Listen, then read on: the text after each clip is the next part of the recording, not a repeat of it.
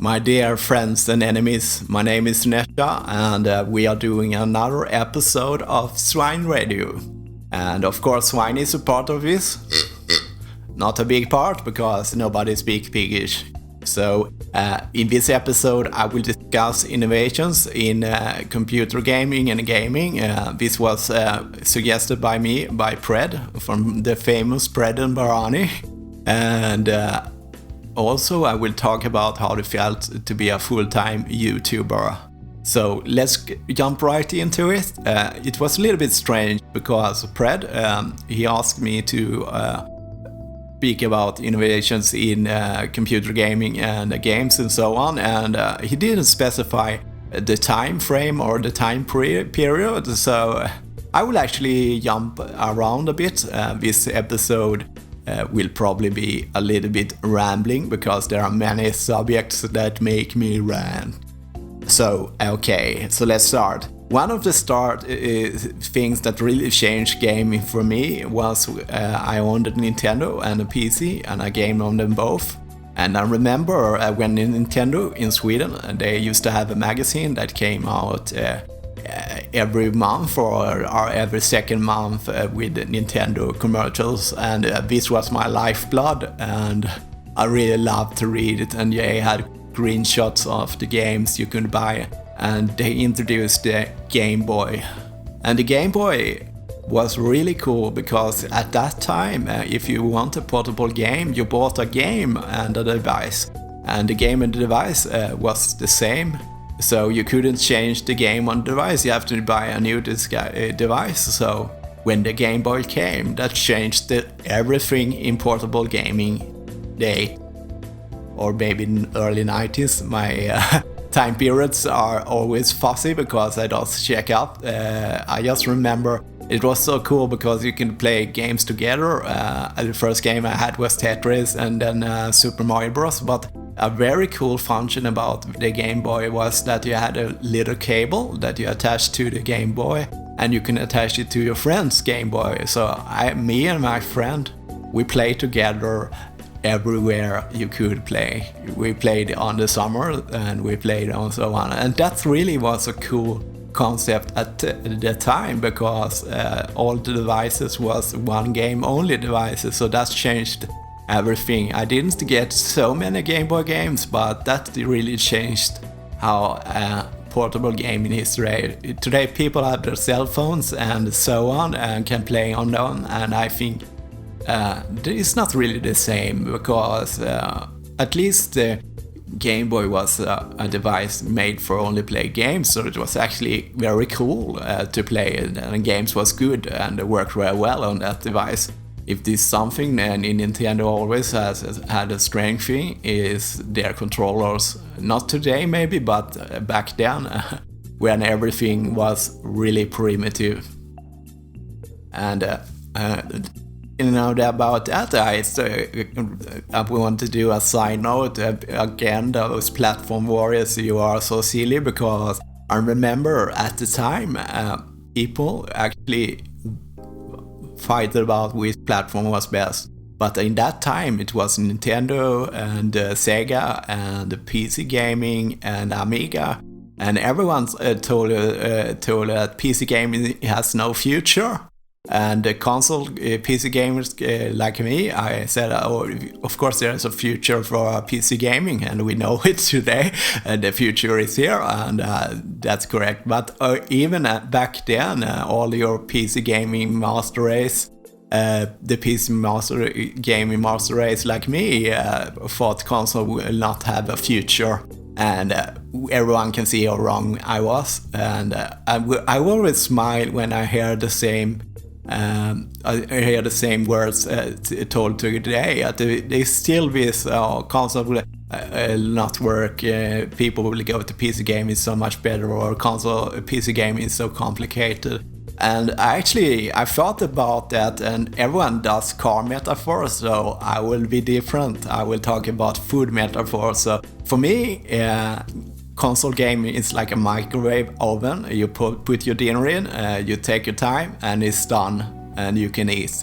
No problem at all. It's maybe not the best food you can eat. After all, it's a microwave. It's fast, easy, and easy to use, and you get what you need and what you want. PC gaming is like cooking your own dinner. You can, if you take time and effort into it, you can get a more fuller experience of the food or games. You can tweak them and make them even better, just like cooking. But it takes time, effort, and you need all the parts in cooking to make it great. So that's typical PC gaming. You need a good graphic card, you need memories, you need knowledge, and so on. The PC gaming has become a lot easier with time, I will say. I'm starting with PC gaming again, and it's very simple, especially with Steam and so on. But as you see, it is a completely different experience, and it's what you want. And for just taking the analogy even further, I would say mobile gaming is like takeaway food. You can order what you want, you can take what you want, but you can do it wherever you want, but it's takeaway. It will never be the same as real food. So that's a stupid analogy about the thing I want to say, innovation in gaming. It hasn't been that great. For after all, we are still... people are still fighting about platforms, so no innovations there, no understanding there. It's hard to say. I can remember my first 3D card to my PC. It was a 4 megabyte one, and I played Quake 1 full 3D cards, and I remember my friends couldn't beat me because my frames were so much better. It was probably 20 frames per second. 20 frames per second, so it's probably not so impressive with today's standards. And that's one of the reasons I think people care too much about graphics and stuff. If you're gonna talk about innovation, graphic has gone a long way. The graphic is great. We have photorealism in games. But still we have AI that a 3-year-old can fool, and the physics of the games have not come very far. People are talking about small changes, but we could have so much more physics stuff. You can destroy buildings, yes, we have some destroyable cover. For fuck's sake, it's 2015. We can destroy cover. Come on, give me some real changes in that department. That would be so cool if we had could destroy stuff for real, and not just for show. When you bump in your cars, they deform in the same way. It's not very impressive, and the AI is not very impressive. The innovation I've seen is mostly in the graphic department. The games are so fucking beautiful today.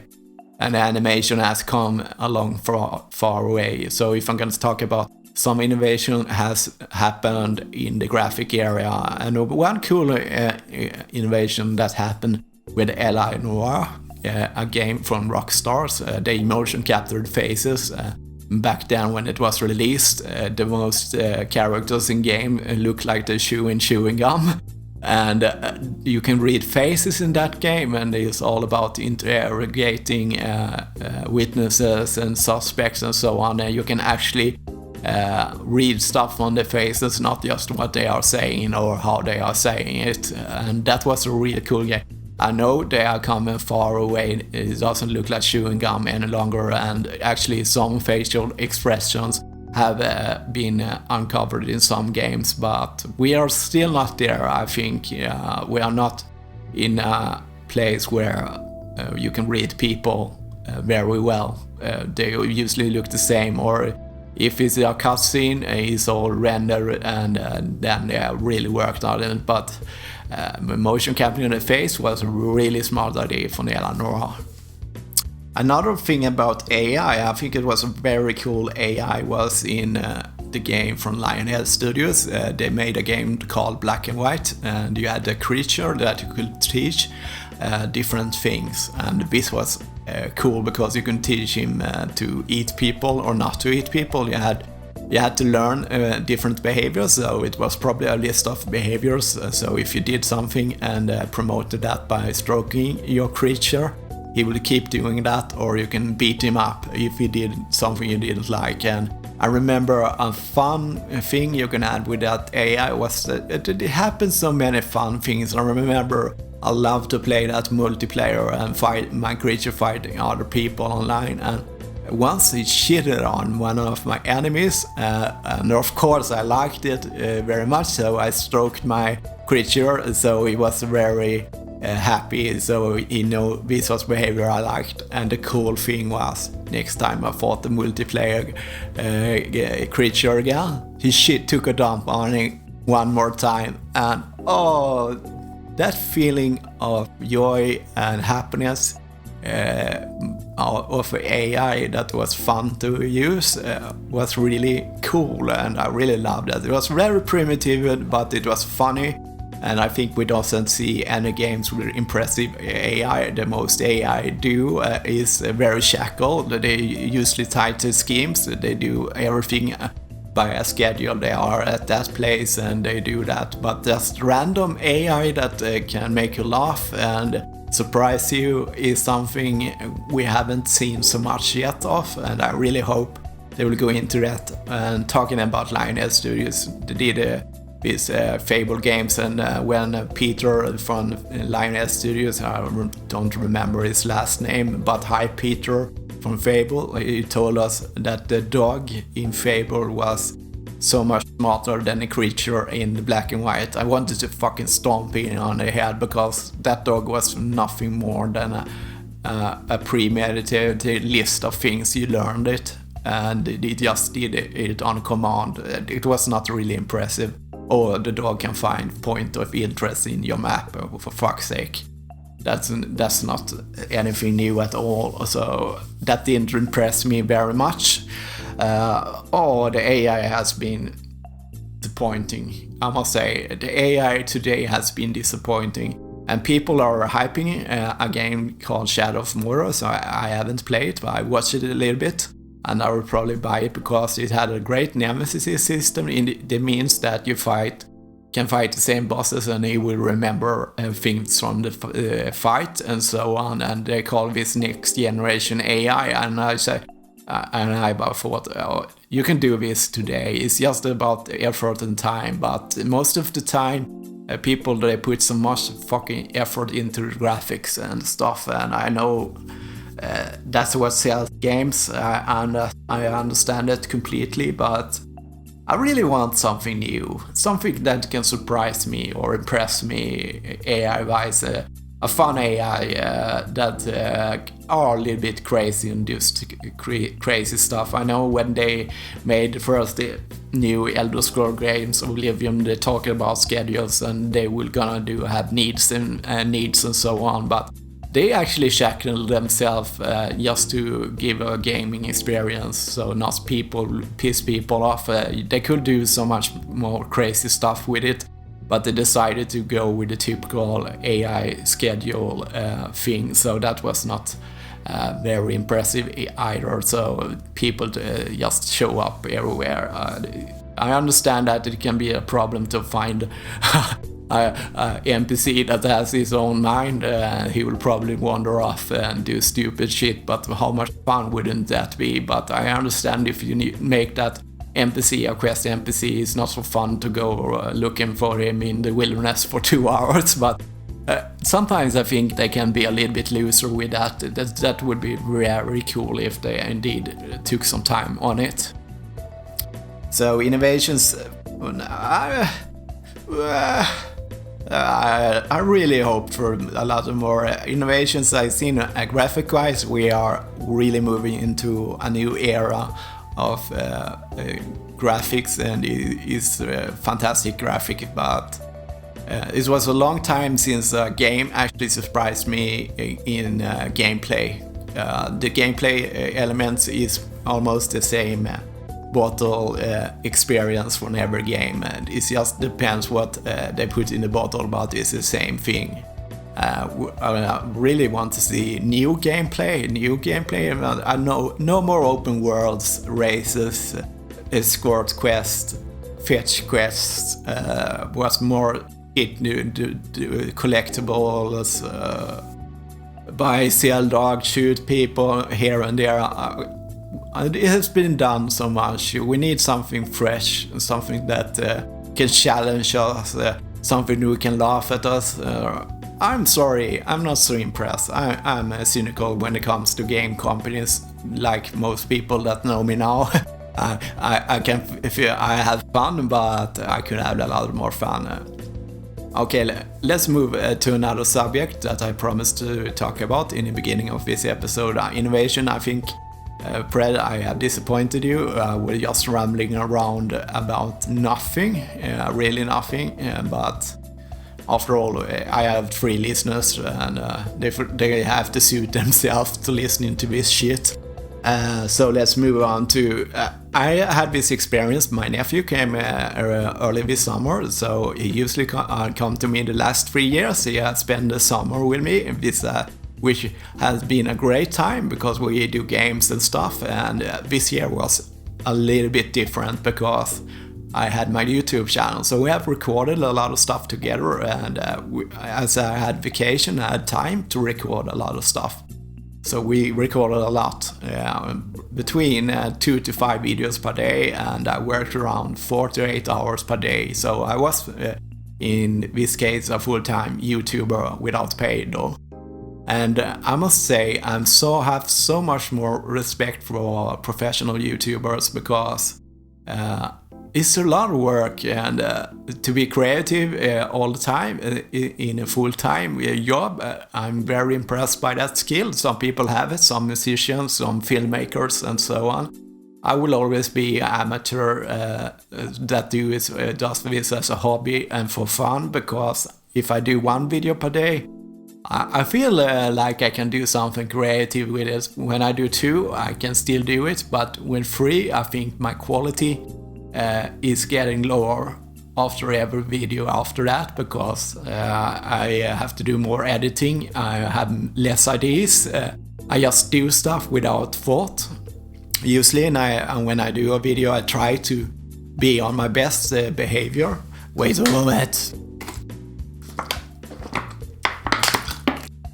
So now I drink a little bit and scream into the mic, sorry about that.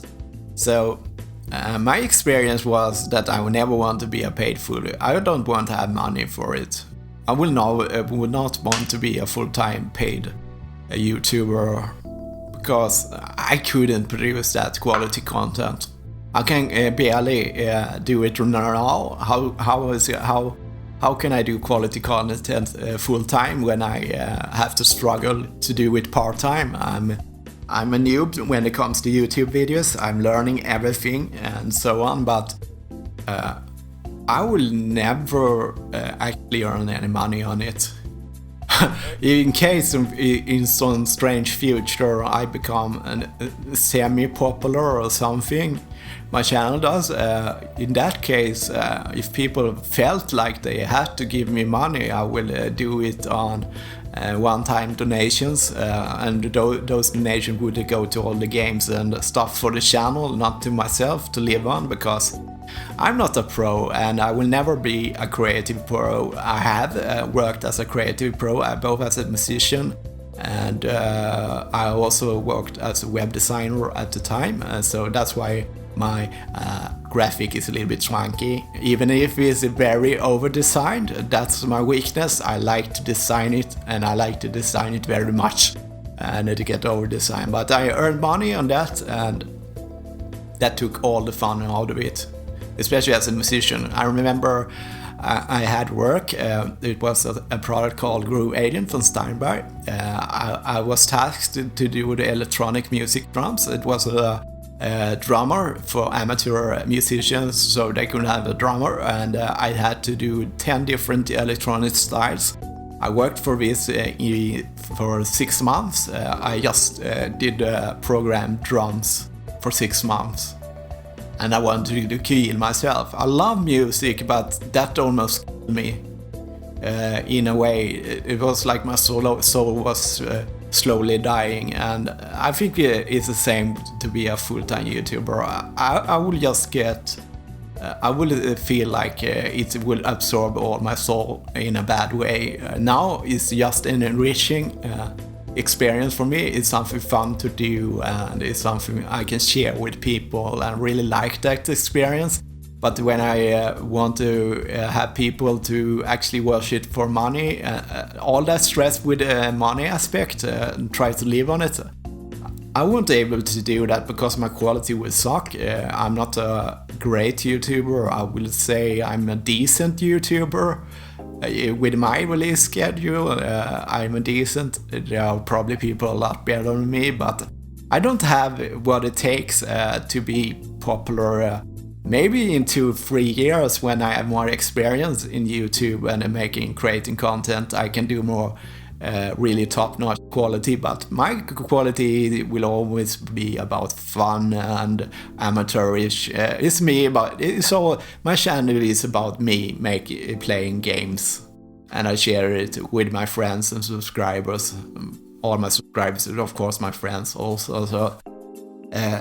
So that's what it is about. For me, it's about sharing experience. I can't create content that I can feel comfortable to pay for it, and I will never do it because I really like that to provide entertainment for free. And people, if you want to support me, you're already supporting me just by listening at this stupid online radio or watching my videos. You're supporting me by giving your time to me. And for me, that's valuable, and I like it because you haven't paid for it or anything. You haven't seen stupid click ads or stuff in my videos, so you actually just give your time, and for me that's more valuable than money, because then I know you will always stay with me as long as you're pleased with me, instead of you will feel full. Okay, I pay that stupid Swedish guy that says stupid shit all the time, and I regret that. I want my money back. Okay, if you doesn't like my videos now, you don't have to look at them, and you don't have to feel full. Your time is valuable enough for me. So it was really stressful, actually. We started the recording session. Let's tell me about my full-time YouTuber schedule. We started early in the morning, around 9 o'clock. We started recording between 2 to 5 videos, between 15 to 30 minutes long. After that, me and my nephew, we went go lift some weights and become Arnold Schwarzenegger strong, but it didn't happen. I'm still tiny and lift tiny weights, and let's not dwell on that. And after that, nephew eat his lunch. I ate my lunch and did my heavy edits, cut stuff out so that I didn't want to work. Then I worked between 2 to 3 hours just editing, and then it came to all other fucking stuff you need to do as a full-time YouTube player. Do 4 or 5 videos. I had to do the thumbnails, I have to do the meta tagging, I have to do the text, I have to do the search engines, I have to upload them, I have to put them in playlist, I have to do a lot of shit. But just that bullshit took me almost half an hour to an hour to do, because I'm a perfectionist at heart. So I even do my meta tags very carefully. I always tag every mission name, every person in the mission, what mission it is, wherever it is, and I have to find all that stuff out. Sometimes if we did a multiple mission in one episode, I have to check it up, go online, check it up. So there is a full time, and half of that time was spent on editing stuff that you felt that you should have given more time and more thought, but you really didn't want to fall behind, because our schedule was that we wanted to do Sleeping Dogs, South Park The Stick of Truth, and Spy Channel we want to finish those 3 games in a month, and that was fucking crazy, because we sometimes recorded 2 episodes of the same show, and my nephew, if I had done it alone, I couldn't be able to make any quality of it all, but it was so much fun to play with my nephew, so the playing part was the easy part in this part. If I had done it alone, it would be a total different experience, because then I have to do 3-5 videos and still be interesting in what I'm doing and commentating on it. And that wouldn't work. So you see, that was a typical YouTube day. And oh my god, it was. Then I have to. The only thing I really like about the non-recording part is editing when I have time for it, and answering on comments. Oh, I love comments. I check every time I can just to see if there are new comments. The comments are my lifeblood. A comment just saying hello or fuck you or something, that makes my day. And I think I've covered everything this time, and actually that was my full time. I will never want to do it again. I will never do it again. If my nephew comes next summer, we will just do one series and have really fun with that, and spend the rest of the time playing games offline camera. But never again. And as always, thank you for listening.